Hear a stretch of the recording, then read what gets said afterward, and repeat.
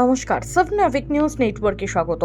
ডুয়ার্সের ডিমডিমা চা বাগানে ঘন ঘন চিতাবাঘের আক্রমণে পোষা প্রাণীর প্রাণহানির ঘটনা হয়ে উঠেছিল নিত্যনৈমিত্তিক ঘটনা। কোনো উপায় না পেয়ে স্থানীয়রা বন দপ্তরের দ্বারস্থ হলে দলগাঁও রেঞ্জের কর্মকর্তারা ওই এলাকায় চিতাবাঘ ধরার জন্য খাঁচা পাতেন। মাত্র 48 ঘন্টার মধ্যেই এলো সাফল্য।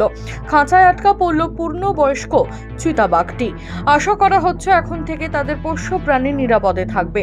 বন বিভাগের কর্মকর্তারা জানিয়েছেন যে ধরা পড়া চিতাবাঘটিকে পরীক্ষা নিরীক্ষার পর বনে নিরাপদ জায়গায় ছেড়ে দেওয়া হবে। এছাড়াও এলাকায় আরো চিতাবাঘের উপস্থিত রয়েছে কিনা তা খতিয়ে দেখা হচ্ছে।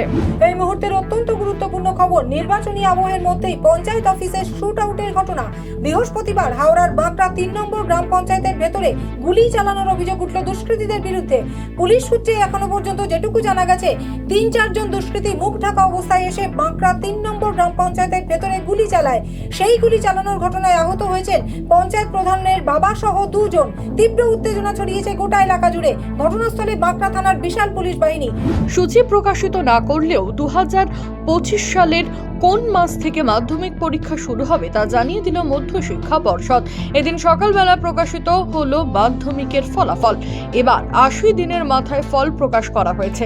স্থানাধিকারীদের নাম ঘোষণার পাশাপাশি মধ্যশিক্ষা পর্ষদের পক্ষ থেকে জানানো হলো 2025-এর ফেব্রুয়ারি মাসের দ্বিতীয় সপ্তাহ থেকে শুরু হবে মাধ্যমিক পরীক্ষা। কিছুদিনের মধ্যেই রুটিন দেওয়া হবে বলে পর্ষদের পক্ষ থেকে জানানো হয়েছে। পরের বছর ফেব্রুয়ারি মাসে রয়েছে একাধিক ছুটি, তার জন্য সব দিক পর্যালোচনা করে পরীক্ষার সূচি প্রস্তুত করা হবে বলে জানিয়েছে মাধ্যমিক বোর্ড। আগামী 25শে মে তমলুক লোকসভা কেন্দ্রে ভোট গ্রহণ। তার আগে এদিন পূর্ব মেদিনীপুরের জেলা শাসকের কাছে মনোনয়নপত্র জমা দিলেন তমলুক লোকসভা আসনের তৃণমূল কংগ্রেস প্রার্থী দেবাংশু ভট্টাচার্য। প্রসঙ্গত উল্লেখ্য, তমলুক কেন্দ্রে বিজেপির হয়ে লড়াইয়ে নামবেন প্রাক্তন বিচারপতি অভিজিৎ গঙ্গোপাধ্যায়, আর তার বিরুদ্ধে তৃণমূলের আইটি সেলের প্রধান দেবাংশুর ওপর ভরসা রেখেছেন তৃণমূল সুপ্রিমো। এদিন দলীয় কর্মী সমর্থকদের নিয়ে একেবারে ঢাকের বাদ্যি সহযোগে বিশাল মিছিল করে পূর্ব মেদিনীপুরের জেলা শাসক জয়শ্রী দাশগুপ্তের কাছে মনোনয়ন জমা দেন তৃণমূল প্রার্থী দেবাংশু ভট্টাচার্য। তমলুক থেকে মদন মাইতির রিপোর্ট, 7 আউট নিউজ নেটওয়ার্ক। জয় হিন্দ।